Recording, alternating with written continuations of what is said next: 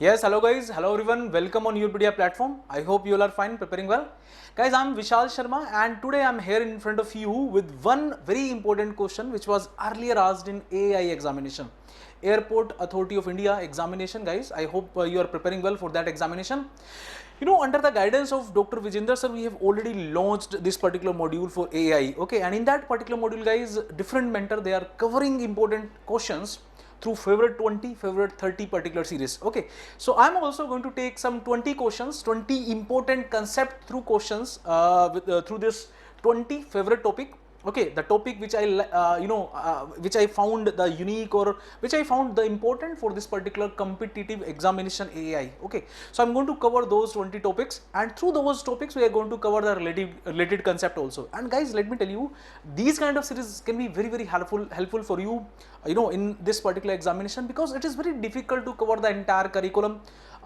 You cannot cover entire 11th physics, 12th physics, but through questions, like suppose you are covering 100 or more than that important topics of physics, easily you can cover 100 important topics, and there are high chances ki if you are covering those 100 important topic, you are going to face much question from that area only. Okay, otherwise we are going to cover the entire theory part only if you are associated with us. So guys, let's start the today's discussion. We are going to solve previous year questions asked related to Newton's law of cooling. Okay, so this is the question actually which is asked in last year AAI में जो पूछा गया है. So first I'm going to solve this question in front of you. पहले मैं इसको solve करने वाला हूँ. Okay, and then we are going to discuss some more detail about this. Okay, so initially with the conventional way, the conventional formula which we are having for this Newton's law of cooling, through that I am going to solve. Okay, and then yes, the mechanical people, they want to know actually, I feel, because they want to know like from where we got that formula, because in convection, in unsteady state, we are having some different formula, like when we talk about the lumped parameter analysis. So in that we are having some formula in which there is a temperature varies with kind of exponential variation in the temperature is there. But in this case, that kind of variation we are not taking. Okay, so initially I am going to solve it in the conventional way, then I am going to tell you from where we got that formula, so that you will get much clear understanding of this particular topic. Okay, so the question is, a body cools from 70 degrees Celsius to 40 degrees Celsius in 5 minutes. एक body है, it may be anything, it may be a cup of tea, it may be a can, soda can, okay, या कोई भी ऐसी चीज है जो आपने रखा है रूम में, okay, and it is cooling down. So 70 से 40 पे its temperature is dropped in 5 minutes. Then 50 to 20 minutes में इसका टेम्परेचर कितने देर में ड्रॉप होगा अगर सराउंडिंग टेम्परेचर कितना है 10 डिग्री सेल्सियस. सो चार ऑप्शन है आपके पास, 5 मिनट, 7 मिनट, 8 मिनट और 9 मिनट. थोड़ा सा मैंने ऑप्शंस में चेंजेस किया है ताकि थोड़ा सा ये इंटरेस्टिंग बन जाए. Okay, so some shifting also I carried out. Entire question is same. AAI का लास्ट ईयर का 2021 का क्वेश्चन पूछा गया है. तो बच्चों, इस क्वेश्चन को सोल्व करने के लिए जो फॉर्मूला हम यूज करते हैं, the formula is something like this: minus dt by dt minus dt by dt, that is equal to k into t average minus to लिख लो या t infinity लिख लो, anything you can write. So this is the formula guys which you need to use for solving this question. इस question को solve करने के लिए ये formula हमें यूज करना है, minus dt by dt. This is nothing but rate of cooling. इसी को हम क्या बोलते हैं बच्चों? This is nothing but rate of cooling. इसे हम क्या बोलते हैं? Rate of cooling. Rate of cooling. Okay, further if you will change this formula, you can write it something like this also. देखो dt क्या होता है? Change in temperature. तो change is final minus initial. Change क्या होता है? Final minus initial. I am assuming T1 is the initial temperature, T1 equal to T initial, T2 equal to final temperature. T2 क्या आपका final temperature है. Okay, और ये जो temperature change हो रहा है कितने टाइम में हो रहा है बच्चों? ये आपका टेम्परेचर कब है? At time t equal to 0, और ये आपका टेम्परेचर कब है? At time t equal to t. तो ये जो सारे का सारा चेंजेस हो रहे हैं, these changes are happening in time t. ये जो टेम्परेचर चेंज हो रहा है T1 to T2, that temperature change is occurring in time t. Okay, तो इसको एक्चुअल में तो dt क्या होता है? Final minus initial, so it will be T2 minus T1, but minus sign is there, so I can write this as, कैसे मैं लिख सकता हूं इसको? T1 minus T2, because minus will go inside, तो I can write it as T1 minus T2 divide by T2 minus T1, मतलब final time, initial time. तो इसको मैं डायरेक्टली क्या लिख रहा हूं? T लिख रहा हूं. That time I am directly writing it as T. Okay, this is equal to K. देखो T एवरेज को I can write it as T1 plus T2 divide by 2। Body का इनिशियल टेम्परेचर है T1, final temperature है T2, तो body का average temperature क्या रहा होगा उस ड्यूरेशन में, T ड्यूरेशन में average temperature is T1 plus T2 divide by 2 minus T infinity. Okay, तो ये इक्वेशन हमारे पास बन जाती है इस तरह के न्यूटन्स लॉ ऑफ कूलिंग से सोल्व करने के लिए। ओके, सो ये जो इक्वेशन है आपके पास बच्चों, इसी से आपको ये क्वेश्चन आपको सोल्व करना है। ओके, तो फाइनली अगर मैं इनिशियली इसमें इनिशियल केस पुट करूं, फर्स्ट केस अगर मैं पुट करूं, तो केस 1 में अगर यहां पुट करता हूं केस 1, तो T1 कितना है बच्चों 70, तो 70 माइनस T2 कितना है 40, T2 is what, T is what 5 minutes, तो 5 equal to K this 70 plus 40 T1 plus T2, तो कितना आ जाएगा 70 plus 40 divide by 2 minus T infinity. T infinity means the surrounding temperature which is 10 degree Celsius. Okay, तो इसको solve करोगे तो कितना आ जाएगा बच्चों 70 plus 40 110 divide by 2 55, 55 minus 10 it will B 45।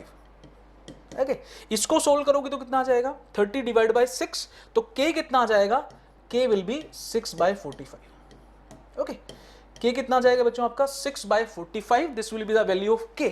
Okay, अभी आपको दोबारा यही इक्वेशन यूज करना है, again you need to use this equation, but in this equation now you are having value of K। अभी हमारे पास K का वैल्यू है, only what is unknown, T is unknown, और T को हम निकाल सकते हैं। तो अगेन यहां पुट करते हैं केस 2, और केस 2 में T1 कितना है बच्चों, T1 is this 50 minus 20 divide by T, K कितना है बच्चों, what is K, K is 6 by 45, this is K into T average, T average कितना हो जाएगा 50 plus 20 divide by 2 minus again surrounding temperature which is 10 degree Celsius. Okay, तो इसको solve करोगे तो क्या आएगा, देखो 50 minus 20 it will be 30 by T। Okay, 30 by T, ये विजिबल है आपको, चलो मैं इसको थोड़ा सा ऊपर लिख देता हूं if it is not visible. Okay, चलो I think this is not visible, तो मैं थोड़ा इसको नीचे कर देता हूं so that it will be visible to you. Okay, I hope now it is visible to all guys, yes very good, अभी ये शायद आप सबको विजिबल है। So K we got 6 by 45, K कितना आ गया है 6 बाय 45, और इस वैल्यू को अगर हम यहां रखेंगे तो 30 by T this is equal to 6 by 45 multiply by 70 by 2, 35 minus 2 it will be 25, ये कितना आ जाएगा 25। तो इस पूरे को अगर मैं सोल्व करता हूं बच्चों, तो T आपके पास आ जाएगा 9 मिनट, आप चेक कर सकते हो, देखो T विल बी 9 मिनट। तो इनिशियली इस टेम्परेचर से इस टेम्परेचर पे जाने में body is taking 5 minute, but from reaching to this temperature the body is taking 9 minute. Time क्या कर रहा है, बढ़ रहा है। एक्चुअली टाइम के साथ साथ जो रेट ऑफ हीटिंग है या रेट ऑफ कूलिंग है वो क्या करती है, डिक्रीज करती है। मतलब अगर आपने फ्रीजर के अंदर वाटर रखा है, गर्म पानी रख दिया है, मतलब suppose you kept some 60 degree Celsius water inside the freezer just to make some kind of ice. Ice बनाने के लिए आपने रेफ्रिजरेटर में वाटर को लोड किया है एट 60 डिग्री सेल्सियस, तो उसका रेट ऑफ कूलिंग क्या होगा, इनिशियली रेट ऑफ कूलिंग क्या होगा, बहुत हाई होगा, because temperature difference is high. Initially refrigerator का टेम्परेचर, सराउंडिंग टेम्परेचर बहुत लो है, वाटर का टेम्परेचर बहुत हाई है, तो दोनों में टेम्परेचर डिफरेंस क्या है, बहुत ज्यादा है, तो heat transfer will be more, so rate of cooling will be higher. But जैसे जैसे टेम्परेचर ड्रॉप करेगा बॉडी का, रेट ऑफ कूलिंग क्या करेगी, डिक्रीज करेगी। तो रेट ऑफ कूलिंग या रेट ऑफ हीटिंग टाइम के साथ क्या करती है, डिक्रीज करती है, दैट्स व्हाई टाइम क्या करेगा, इंक्रीज करेगा। रिगार्डिंग गाइस, तो इनिशियली हाई टेम्परेचर था तो 5 मिनट लग रहे थे कूल होने में, अभी टेम्परेचर ड्रॉप कर गया तो it is going to take much time. Rate of cooling, rate of heating क्या करता है, डिक्रीज करता है, that's why body is now going to take much time to cool down. Regarding guys, तो मेरे ख्याल से आपको समझ में आया होगा। इसको सोल्व करोगे तो टाइम 9 मिनट आ जाएगा, तो आंसर क्या हो जाएगा, 9 minute will be the right answer. Okay, तो ये तो इसके लिए हो गया सोल्यूशन, डी आंसर हो जाएगा 9 मिनट। ओके, अभी मैं थोड़ा सा आपको इसके बारे में बता देता हूं कि कहां से आप कैसे इसको रिलेट कर सकते हो, कैसे हमने ये सारा कुछ लिख दिया। ओके, चलो देखो, दो तरह से मैं इसको रिलेट करने वाला हूं। एक न्यूटन्स लॉ ऑफ कूलिंग के हिसाब से जो हम पढ़ते हैं, देखो इस क्वेश्चन के through actually we are going to learn some basic things, convection, conduction का कुछ बेसिक हम पढ़ेंगे थोड़ा सा। न्यूटन्स लॉ ऑफ कूलिंग में आपको बताऊंगा, और ये अनस्टडी बता के मैं इसको एंड करूंगा। Okay, so I think I am going to take close to 30 minutes and we will end this topic. चलिए, अब देखो, you know guys, Newton's law of cooling अगर मैकेनिकल के बच्चे हैं या अदर डोमेन्स के बच्चे हैं, आपने कहीं ना कहीं पढ़ा होगा Newton's law of cooling, Newton's law of cooling, okay, Newton's law of cooling आपको क्या कहता है कि the rate of heat transfer by convection, Q convection, that is equal to H A T surface minus T infinity, H A T surface minus T infinity. ये क्या आपका Newton's law of cooling, rate of heat transfer by convection. I am going to tell you what is convection, don't worry. Rate of convection heat transfer that is equal to H, H is a kind of proportionality constant, okay, that is known as convection heat transfer coefficient। h को हम क्या बोलते हैं, convection heat transfer coefficient। Actual में ये सारा आया कहां से है, जो कन्वेक्शन हीट ट्रांसफर होता है वो डायरेक्टली प्रोपोर्शनल होता है area of exposure of the body, it is directly proportional to temperature difference. तो इन दोनों को अगर मैं कंबाइन कर दूं, you will get this law, Newton's law of cooling, Q convection equal to H A T surface minus T infinity. तो आप क्या बोल सकते हो कि जो क्यू कन्वेक्शन है that is directly proportional to delta T. Q convection किसके डायरेक्टली प्रोपोर्शनल होता है बच्चों, डेल्टा टी के। ओके, अब देखो एक चीज देखो, अगर मैं बात करता हूं कि कोई बॉडी है, like suppose you have taken any body, ये कोई आपका कप ऑफ टी है, और suppose this is some cup of tea, hot cup of tea placed in a room, okay, this is hot cup of tea placed in a room. अभी इसका कुछ temperature था initially, suppose T, okay, surrounding का temperature है T infinity. तो यहां से कुछ ना कुछ क्या होगा, हीट ट्रांसफर होगा, some kind of heat transfer is going to take place. अब ये क्यू रेडिएशन भी होगा, हो सकता है, क्यू कन्वेक्शन भी हो सकता है, दोनों हो सकते हैं, ओके। बट अगर टेम्परेचर डिफरेंस बहुत कम है, if delta T is very small, delta T is small, तो वहां पे क्या करता है, कन्वेक्शन ही होगा, कन्वेक्शन होगा, ओके। रेडिएशन क्या करता है, radiation dominates at high temperature, dominates at high temperature. अगर हाई टेम्परेचर डिफरेंस होता है तो रेडिएशन क्या करता है, डोमिनेट करता है। तो actually this cup which is placed in a room, वहां से हीट ट्रांसफर क्या होगा, कन्वेक्शन, कंडक्शन, कन्वेक्शन से होगा, रेडिएशन से होगा। कंडक्शन भी हो सकता है if it is placed on some kind of table, अगर आपने इसको किसी फ्लोर के ऊपर या किसी टेबल के ऊपर प्लेस किया हुआ है तो यहां से क्या हो सकता है, कंडक्शन भी हो सकता है, okay. But actually this cup of tea, suppose it is made up of some kind of ceramic, जो ग्लास है आपका, ग्लास का कप है या सिरामिक का कप है, उसकी कंडक्टिविटी बहुत कम होती है, तो कंडक्शन हीट ट्रांसफर तो वैसे ही नेग्लिजिबल होगा। यहां से कंडक्शन हीट ट्रांसफर क्या होगा बच्चों, नेग्लिजिबल होगा। That's why I am actually only want to consider convection, because radiation dominate करता है हाई टेम्परेचर डिफरेंस पे। अगर मैं बात करता हूं cup of tea, suppose at a temperature 60 degree Celsius, surrounding temperature 30 degree Celsius, so temperature difference इतना ज्यादा नहीं है, ओके। तो at if the temperature difference is not that much high, वहां पे the convection mode of heat transfer will be there, radiation का effect बहुत ज्यादा नहीं आएगा, but there must be some radiation effect. You can not say कि radiation will be zero, radiation तो हर टाइम रहता ही रहता है, any temperature the bodies are going to emit some kind of electromagnetic waves, radiations, okay. But low temperature पे इसका effect क्या होता है, बहुत कम होता है, ओके। तो Q convection equal to this. अभी एक बात बताओ मेरे को, अगर इससे जो क्यू कन्वेक्शन होगा, इसका जो बॉडी है, बॉडी का इंटरनल एनर्जी क्या करेगा, डिक्रीज करेगा। तो इन अनस्टेडी स्टेट, अनस्टेडी स्टेट का मतलब क्या होता है कि जो बॉडी का टेम्परेचर है it is a function of time. Body का जो टेम्परेचर है, properties are the function of time. Time के साथ अगर टेम्परेचर चेंज कर रहा है उसे हम बोलते हैं अनस्टेडी स्टेट। इफ टाइम के साथ temperature is not changing, that is known as steady state. Obviously this is a case of cooling और हीटिंग। कूलिंग और हीटिंग में क्या होता है, टेम्परेचर टाइम के साथ चेंज करता है, सो this is a case of unsteady state. तो जो क्यू कन्वेक्शन है ना, क्यू कन्वेक्शन हीट ट्रांसफर, जिस रेट पे हीट ट्रांसफर होगा उस रेट पे बॉडी का इंटरनल एनर्जी क्या करेगा, डिक्रीज करेगा। So minus del by del T of what, internal energy. Internal energy को मैं क्या लिख सकता हूं, mct।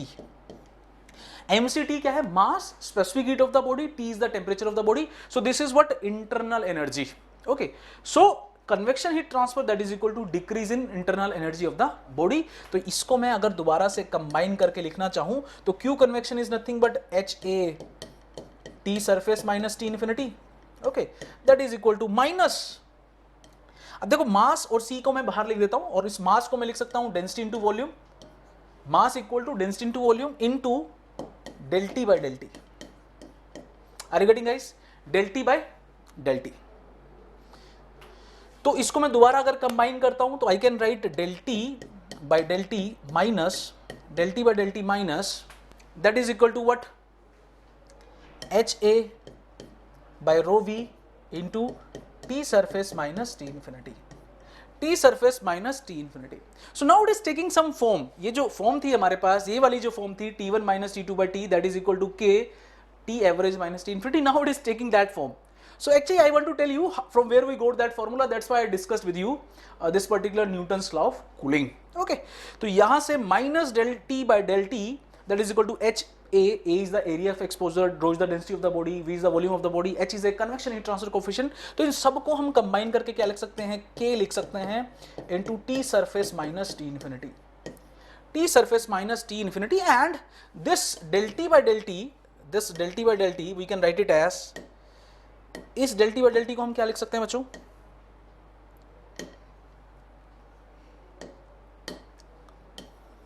This del T by del T we can write it as T1 minus T2 divided by T. Okay, so I hope now this relationship is given clear to you. T1 minus T2 divided by T that is equal to K into T surface minus T infinity. Now you can ask me, sir, here what is Ts? What is T surface? T surface is not a constant. Initially the temperature of the body is T1, finally it is going to reach to the atmospheric condition, surrounding temperature. In between the temperature is going to change. तो surface temperature को क्या लिख सकते हैं? Actually देखो, actually में तो it is a function of time. T surface is a function of time. That's why when mechanical people, when they carry out these kind of analysis, they assume the lumped parameter analysis, the everywhere the temperature is same, the temperature is not a function of space coordinate x y z. Actually में तो temperature time के साथ साथ space coordinates का भी function होता है x y z का. So we generally assume the body which we are taking, it's a kind of lumped body, everywhere the temperature is same. The temperature is not changing with the space coordinates. Temperature is changing with time. Initially the body is at 30 degrees Celsius. So when we are saying body is at 30, entire body is at 30. फिर आपने उसको heat करना शुरू किया. After time suppose 10 second the temperature increases to 50 degree Celsius. So when you are saying temperature is 50 degree Celsius means everywhere temperature is 50 degree Celsius. So means we are neglecting the internal temperature gradient that is known as lumped parameter analysis. वो सब हम mechanical में पढ़ते हैं, advance में जब पढ़ते हैं थोड़ा सा हीट ट्रांसफर जब हम एडवांस में जाते हैं. Okay, but in AI they are going to ask you 11th 12th level physics only, तो वो उस चीज में नहीं जाएगा, लंप्ड पैरामीटर एनालिसिस में वो नहीं जाएगा. Okay, so I hope this is clear. T1 minus T2 divided by T, K into Ts minus T infinity. Now, because we don't want to take T as a function of, you know, like actually it is varying with time, but हम इसको generally approximate कैसे कर सकते हैं? This T surface we can approximate it as assuming T surface approximate हम कर सकते हैं T1 plus T2 divided by 2. इसको हम T average बोल सकते हैं. This is nothing but T average. Surface जो टेम्परेचर है, बॉडी का जो सरफेस टेम्परेचर है, that we can take it as T average, and T average is nothing but T1 plus T2 by 2. Now you will get the exact similar formula T1 minus T2 divided by T that is equal to K into T1 plus T2 by 2 minus T infinity. तो actual में आपको याद क्या रखना है? आपको याद रखना है Newton's law of cooling, HA Ts minus T infinity that is equal to minus rho V C into del T by del T. तो वहां से del T by del T you can easily write assuming entire constant. तो ये formula अभी अगर आप भूल जाते हो, अगर आप ये फॉर्मूला भी भूल जाते हो, then also in seconds you will be easily able to recall this. अगर ये फॉर्मूला भी आप भूल जाओगे तब भी आप ये फॉर्मूला रिकॉल कर पाओगे अगर आपको एक चीज याद है कि Q convection HA delta T that is equal to decrease in internal energy means minus MC dt by dt, and m we can write it as rho v, and entire those you know we can combine in a constant which is a K. तो हम एक relation बना सकते हैं, और relationship क्या बनेगा? Minus D T by T that is equal to K into T average minus T infinity, या T1 minus T2 divide by T that is equal to K into T1 plus T2 divide by 2 minus T infinity. जैसा भी हो आप इसको याद रख सकते हो अगर आपको न्यूटन्स लॉ ऑफ कूलिंग याद है. Okay, so I tried combining this so that you will get the understanding from where we got this formula. Okay, तो थोड़ा सा मैं आपको और बताता हूं इसके बारे में, and then we will end this session. देखो बच्चों, हीट ट्रांसफर जो होता है ना, heat is a form of energy which gets transfer due to the temperature difference. Okay, heat क्या होता है? It is a transient form of energy, energy in transit. It is a energy in transit. Heat is a energy in transit. Energy in transit means energy in transfer. ये वो energy है जो अपने को transfer में ही दिखती है. Okay, heat, work and mass, ये क्या है? These are the different you know forms of energy by which energy can transfer from one body to another body. एक बॉडी से दूसरे बॉडी में एनर्जी का जो ट्रांसफर है वो हीट की फॉर्म में हो सकता है, वर्क की फॉर्म में हो सकता है, या मास की फॉर्म में हो सकता है. Okay, if there is no heat transfer, no mass transfer, no work transfer, there will be no energy transfer. Are you getting? तो जो अंदर बॉडी के स्टोर्ड एनर्जी होता है that is known as what, internal energy, या molecular level पे जो है वो दैट इज इंटरनल एनर्जी, और जो बल्क में जो एनर्जीज है that is kinetic energies and potential energies. तो स्टोर्ड फॉर्म ऑफ एनर्जीज अलग है, ट्रांजिएंट फॉर्म ऑफ एनर्जीज अलग है। स्टोर्ड फॉर्म में क्या आता है, kinetic energy, potential energy, internal energy, those are stored form of energy. Heat क्या है आपकी, ट्रांजिएंट फॉर्म ऑफ एनर्जी, जो एक बॉडी से दूसरे बॉडी में ट्रांसफर होता है due to the temperature difference. और ये जो हीट ट्रांसफर होता है, heat transfer that is directly proportional to temperature difference. More is the temperature difference, more will be the heat transfer. Okay, तो ये कुछ मैं आपको हीट का बता रहा हूं। देखो हीट के 3 मोड्स होते हैं, 3 modes of heat transfer, 3 modes of heat transfer. Heat transfer के 3 मोड्स होते हैं। मोड्स का मतलब वेज, कैसे हीट ट्रांसफर कर सकती है एक जगह से दूसरी जगह में। पहला वे क्या होता है, कंडक्शन, दूसरा होता है कन्वेक्शन, तीसरा होता है radiation. These are the 3 modes of heat transfer. अगर एक बॉडी से दूसरे बॉडी में जो हीट का ट्रांसफर होना है वो 3 तरह से हो सकता है, conduction, convection, radiation. Conduction is that mode of heat transfer which generally occurs in solid. Why? Because जो लिक्विड्स और गैसेज है उनका कंडक्टिविटी बहुत कम होता है। Conduction can happen in gases and liquids also, gases और लिक्विड्स में भी हो सकता है बट बहुत कम होता है। Conduction actually occurs due to the physical contact between the bodies. दो बॉडीज के बीच में जब फिजिकल कॉन्टैक्ट होता है तब कंडक्शन होगा। Like suppose I am touching this pen, ऐसे, तो मेरी बॉडी के बीच में और पेन के बीच में क्या होगा, कंडक्शन हीट ट्रांसफर होगा। और गेटिंग, सो दो बॉडीज के बीच में जब फिजिकल कॉन्टैक्ट होता है तो उसके बीच में क्या होता है, तब कंडक्शन हीट ट्रांसफर होता है। Like suppose you are sitting over some object, तो वहां पे कंडक्शन हो सकता है। Okay, but suppose if there is no direct contact between the 2 bodies there will be no conduction. तो ये देखो यहाँ पे एक रोड है, this rod is coming in contact with the fire and this person is holding that rod. तो यहां से हीट का ट्रांसफर होगा, हीट यहां से ट्रांसफर करना शुरू करेगी। कैसे ट्रांसफर करेगी, फ्री इलेक्ट्रॉन ट्रांसफर होगा, यहाँ पे फ्री इलेक्ट्रॉन ट्रांसफर होगा, और उसके साथ साथ क्या होगा, लैटिस वाइब्रेशन एनर्जी ट्रांसफर होगा। लैटिस वाइब्रेशन, फ्री इलेक्ट्रॉन होगा और लैटिस वाइब्रेशन होगा। ये सारा चीजें हम डिटेल में पढ़ेंगे थ्योरी में, फ्री इलेक्ट्रॉन ट्रांसफर क्या होता है और लैटिस वाइब्रेशन ट्रांसफर क्या होता है। तो इस लैटिस वाइब्रेशन और फ्री इलेक्ट्रॉन ट्रांसफर की वजह से यहाँ पे जो इलेक्ट्रॉन है वो एनर्जी पिक करेंगे, दे विल जंप। एक शेल से दूसरे शेल में इलेक्ट्रॉन क्या करेंगे, जंप करेंगे। और ये जो एटम्स हैं उनका जो लैटिस है वो क्या करेंगे, एक दूसरे से वाइब्रेट करेंगे, वो टकराते रहेंगे। ओके, उसे बोलते हैं हम lattice vibration. So lattice vibration और फ्री इलेक्ट्रॉन की ट्रांसफर की वजह से एक एंड से, हायर टेम्परेचर एंड से हीट क्या करेगी, it will try to reach to the lower temperature end heat transfer शुरू हो जाएगा। ओके, तो यहाँ पे टेम्परेचर बढ़ना शुरू हो जाएगा and this person is holding that rod. तो एक टाइम आएगा जब इसको ये रोड क्या लगेगी, बहुत गर्म लगेगी, इसको क्या करना पड़ेगा, इसको रिलीज करना पड़ेगा। ओके, तो यहाँ पे ग्लव्स दिखाया हुआ है। तो कंडक्शन मेरे ख्याल से आपको समझ में आया होगा। कन्वेक्शन क्या होता है, convection is that mode of heat transfer which occurs between a solid surface and fluid when there is a bulk motion of the fluid. Convection कब होता है, जब एक सॉलिड सरफेस के बीच में और फ्लूइड के बीच में हीट ट्रांसफर होता है। फ्लूइड में भी लिक्विड और गैस। ओके, उस फ्लूइड का क्या होना चाहिए, बल्क मोशन। क्या होना चाहिए, बल्क मोशन। लाइक देखो जैसे फायर है, फायर के कॉन्टेक्ट में क्या आएगी, air, cold air is going to come in contact with the fire. जैसे ही कोल्ड एयर इसके कॉन्टैक्ट में आएगी it will rise due to the density changes. Because जैसे ही ठंडी हवा हीट के या फायर के कॉन्टैक्ट में आएगी its density is going to decrease.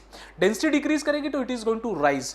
तो गर्म हवा ऊपर जाएगी, आपको पता है गर्म हवा ऊपर आती है और ठंडी हवा नीचे कंडेंस कर जाती है। ओके, तो इसकी वजह से आपको क्या मिलेगा, एक सर्कुलेशन मिलेगा। There will be must some kind of due to the buoyancy effects some kind of air circulation you are going to observe, that is known as bulk motion. So the heat transfer between the solid surface and the fluid, when there is a bulk motion of the fluid is associated, that is known as convection. उसे हम क्या बोलते हैं, convection. Radiation क्या होता है, radiation is that mode of heat transfer which occurs by electromagnetic waves, EM waves. इसके लिए यूनिक चीज क्या है कि इसके लिए कोई भी मीडियम रिक्वायर्ड नहीं होता। इसके लिए मीडियम क्या है बच्चों, इसके लिए तो डायरेक्ट कांटेक्ट होना चाहिए। There is no direct contact there will be no conduction. इसके लिए मीडियम क्या होना चाहिए, एयर, कोई फ्लूइड तो मीडियम होना चाहिए ना बच्चों। फ्लूइड क्या है, इसके लिए मीडियम है। इट में बी एयर और it may be liquid, but कुछ ना कुछ मीडियम इज रिक्वायर्ड। बट क्या रेडिएशन के लिए कोई मीडियम रिक्वायर्ड है? If there is medium, radiation can then also occur, बल्कि कम हो जाएगा। अगर मीडियम होगा तो रेडिएशन कम हो जाएगा, because that medium is going to offer some kind of resistance, space resistance. But अगर मीडियम नहीं है then only one mode is possible which is radiation. Sun से हमें जो रेडिएशन मिलता है, हीट मिलता है, that heat reach to us by radiation only, because radiations are nothing but electromagnetic waves and electromagnetic waves they can travel in vacuum also. ये vacuum में भी ट्रेवल कर सकती हैं। ओके, तो the mode of heat transfer which takes place by electromagnetic waves, packets of energy, photons, that is known as radiation. तो 3 mode of heat transfer होते हैं, कंडक्शन, कन्वेक्शन और रेडिएशन। ओके, मेरे ख्याल से कुछ बेसिक अंडरस्टैंडिंग आपको इसकी जरूर मिली होगी कि ये 3 क्या होते हैं। कन्वेक्शन मैंने आपको बताया, कन्वेक्शन किसके बीच में होता है, सॉलिड सरफेस के बीच में और फ्लूइड के बीच में। अब कन्वेक्शन 2 तरह का हो सकता है, एक फोर्स्ड कन्वेक्शन होता है, एक होता है फ्री कन्वेक्शन। फोर्स्ड कन्वेक्शन में तो हम जो फ्लूइड है हम उसको फोर्स करते हैं by attaching some external agency, external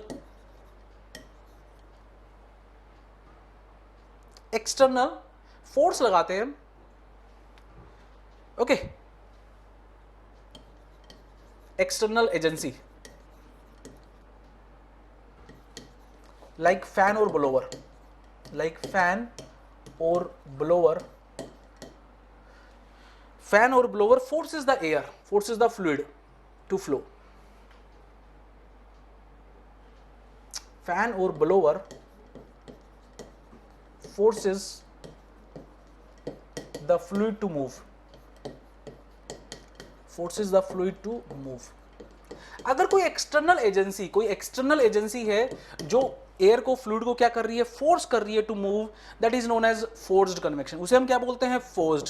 आपने कोई पंखा लगा दिया और आपने कप ऑफ टी रख दिया कमरे में, तो heat transfer from your cup of tea will be by forced convection because you are forcing the air to move over that hot surface. So that is known as forced convection. So some external agency you have provided, fan or blower, just to move the air or fluid or liquid over that surface to transfer the heat, that is known as forced convection. Free convection में क्या होता है, movement is there in free convection also. Convection में movement तो होगा ही होगा, solid surface and bulk motion of fluid, these two things are there. Solid surface होगा, उसके ऊपर क्या होगा, bulk motion of the fluid, these things will be there in convection.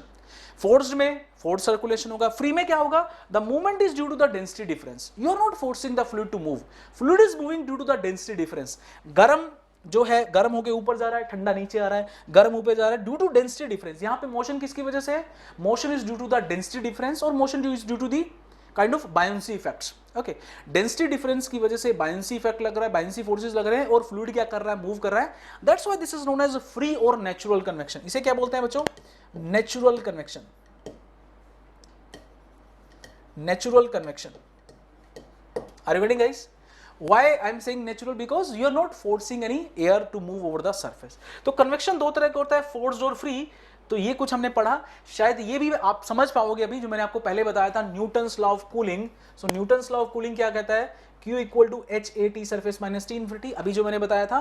तो यहां से आप न्यूटन को भी लिख सकते हो, स्टेटमेंट आप पढ़ लो, आपको अंदाजा हो जाएगा। The law states that rate of heat transfer by convection between a hot surface and the surrounding colder fluid is directly proportional to the temperature difference and it is also directly proportional to the area of the exposure between the solid fluid.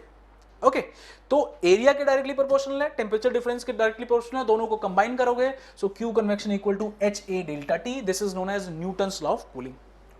Actual में देखो, ये जो Newton's law of cooling है, ये kind of आप क्या बोल सकते हो कि it's a kind of advancement और some kind of simplification in the Stefan Boltzmann law. देखो, स्टीफन जो रेडिएशन हीट ट्रांसफर है, heat transfer by radiation, okay, ये क्या होता है, that is equal to sigma emissivity area into temperature surface की power 4 minus T infinity की power 4। जो रेडिएशन हीट ट्रांसफर है वो 4th पावर के डायरेक्टली प्रोपोर्शनल होता है, T सरफेस की पावर 4 माइनस T इन्फिनिटी की पावर 4।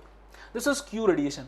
यहां पे भी अगर मैं हीट ट्रांसफर, अगर मैं रेडिएशन से एज्यूम करता हूं, if I am assuming the radiation heat transfer, तो मेरे को क्या लिखना पड़ेगा, minus mc dt by dt, rate of decrease of internal energy, that is equal to heat transfer by radiation. Suppose if I am considering the radiation only, अगर मैं radiation को consider कर रहा हूं, तो क्या हो जाएगा, sigma emissivity A into T surface की पावर 4 माइनस टी इन्फिनिटी की पावर, कंसिडरिंग रेडिएशन,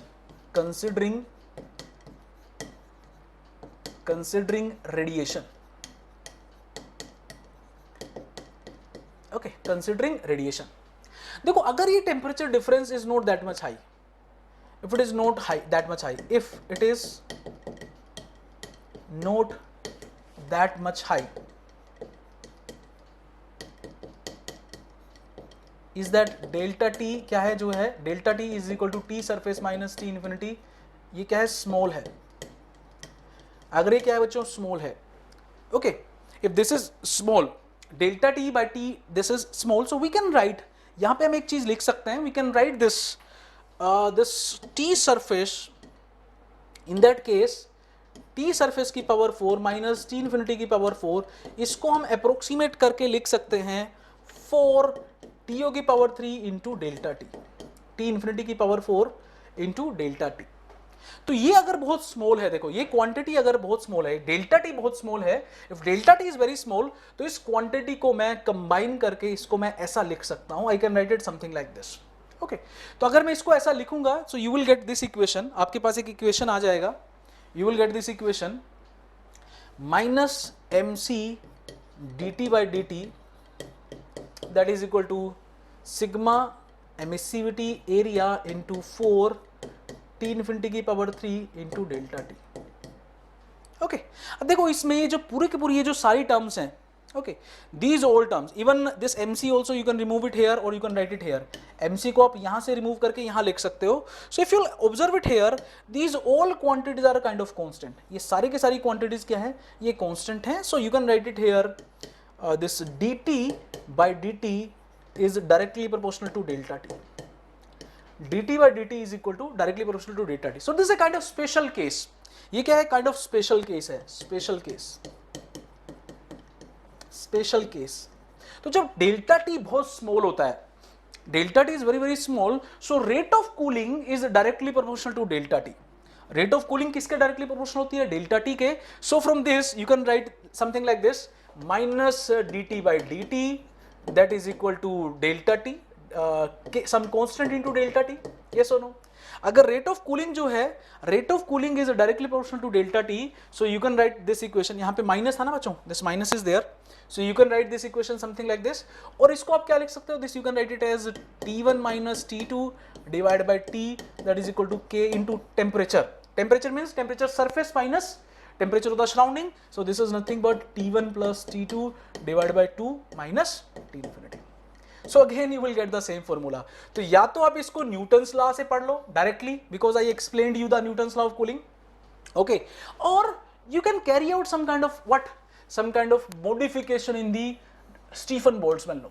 तो ये कहां से मिला अपने को, स्टीफन बोल्ट्जमैन लॉ से, this we are getting from the Stefan Boltzmann law. So Stefan Boltzmann law में अगर डेल्टा टी बहुत स्मॉल है, डेल्टा टी अगर बहुत स्मॉल है, सो जो क्यू रेडिएशन होगा that will be directly proportional to this, will be directly proportional to delta T, और what you can say rate of cooling will be directly proportional to delta T, and in that case you will get this formula, okay. तो Newton's law of cooling क्या है, it's a kind of some advancement modification in the Stefan Boltzmann law. Stefan Boltzmann law की क्या है, ये थोड़ा सा special form है, what you can say, okay.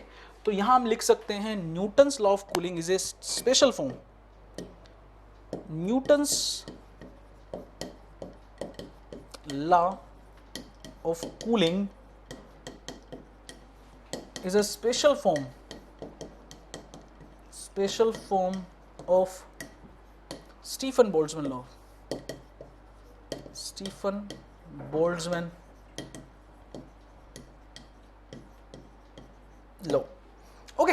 तो दोनों ही तरह से ये मैंने आपको फॉर्मूला बता दिया, आप इसको कन्वेक्शन से भी डायरेक्टली पढ़ सकते हो, कहाँ से ये फॉर्मूला आया, और रेडिएशन से भी आप इसको देख सकते हो। If you are mechanical engineer, I hope you know about this Newton's law of cooling directly, तो तब तो कोई दिक्कत ही नहीं, आप इसको डायरेक्टली लगा सकते हो। But if you are not from mechanical engineering, you are from other domain student, then आपको थोड़ा सा इसको देखना पड़ेगा, ओके। देखो दो तरह से हीट ट्रांसफर होता है, स्टडी और अनस्टडी। स्टडी में देखो, स्टडी में क्या होता है बच्चों, स्टडी के अंदर जो टेम्परेचर है वो टाइम का फंक्शन नहीं होता, temperature is not a function of time, मतलब टाइम के साथ टेम्परेचर चेंज नहीं करता, इसका मतलब जो हीट जितना एंटर करेगा उतना ही हीट आउट चला जाएगा। कोई भी हीट का accumulation del Q by del T जो है आपका बॉडी के अंदर, वो क्या होगा, जीरो। हीट का एक्यूमुलेशन नहीं होगा। एनर्जी, अगर आपको हीट ना लिखे एक्चुअली, बिकॉज स्टोर्ड फॉर्म में तो अपने को क्या लिखना पड़ेगा, it is better to write in stored form energy. जो एनर्जी है आपकी कंट्रोल वॉल्यूम का, जो एनर्जी है वो टाइम के साथ चेंज नहीं होगा, आपकी बॉडी का जो एनर्जी है वो टाइम के साथ चेंज नहीं होगा। But if it is a case of unsteady state, unsteady state में जो एनर्जी है आपकी बॉडी का, कंट्रोल वॉल्यूम का, वो टाइम के साथ क्या कर जाएगा बच्चों, चेंज कर जाएगा। So this is not zero, अभी ये जीरो नहीं है, it means Q in is not equal to Q out. Q in is not equal to Q out, मतलब जो बॉडी का एनर्जी है that is going to change with the time. अभी body का जो एनर्जी है वो टाइम के साथ क्या करेगा, चेंज करेगा। And if energy of the body is changing with time, it means temperature becomes function of time. Temperature किसका फंक्शन बन जाएगा बच्चों, in unsteady state temperature is a function of time. But actually में तो temperature function X by Z का भी होता है, बट इसको हम जनरली मान लेते हैं temperature is a function of time only. Assuming what, assuming lumped analysis, assuming lumped mass, assuming lumped mass. Lumped mass का मतलब कि हम ऐसा बॉडी कंसीडर कर रहे हैं जिसमें एवरीवेयर टेम्परेचर इज सेम। तो ये एक एजम्पशन होता है, उस एजम्पशन के बेसिस पे हम इंटरनल टेम्परेचर ग्रेडियंट्स को नेग्लेक्ट कर देते हैं और हम मान लेते हैं कि temperature is not changing with space coordinate, temperature is only changing with time.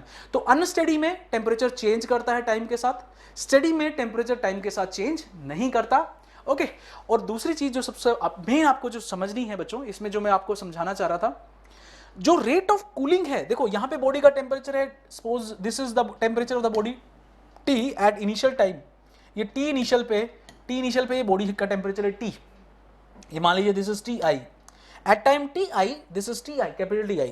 तो जैसे जैसे टाइम बढ़ेगा टेम्परेचर क्या करेगा, डिक्रीज करेगा। जैसे जैसे टाइम बढ़ेगा टेम्परेचर क्या करेगा बच्चों, डिक्रीज करेगा। सो एक्चुअली ये जो डिक्रीज होता है ये एक्सपोनेंशियल होता है। डिक्रीज कैसा होता है आपको, एक्सपोनेंशियल। ये जो आपको दिख रहा है एक्सपोनेंशियल हीटिंग और एक्सपोनेंशियल कूलिंग होती है। ओके हीटिंग और कूलिंग कैसी होती है बच्चों, exponential. Okay exponential heating, exponential cooling. And you can check it here guys, अगर आप यहाँ पे चेक करें dt बाई dt, ये जो dt बाई dt है इसी को क्या बोलते हैं हम, रेट ऑफ हीटिंग और कूलिंग। रेट ऑफ हीटिंग और कूलिंग, रेट ऑफ हीटिंग और कूलिंग। ओके अगर आप यहाँ पे ऑब्जर्व करेंगे, चेक करेंगे, ये जो रेट ऑफ हीटिंग, ये कर्व किसके लिए, this is the curve for cooling, exponential cooling. This is also known as Newtonian cooling, this is also known as Newtonian heating. Okay तो न्यूटोनियन कूलिंग में आप देखो स्लोप क्या है, is very high. Initially the slope is very high and with the time passes the slope is decreasing. तो Newtonian heating या Newtonian cooling में rate of cooling क्या करती है, टाइम के साथ डिक्रीज करती है।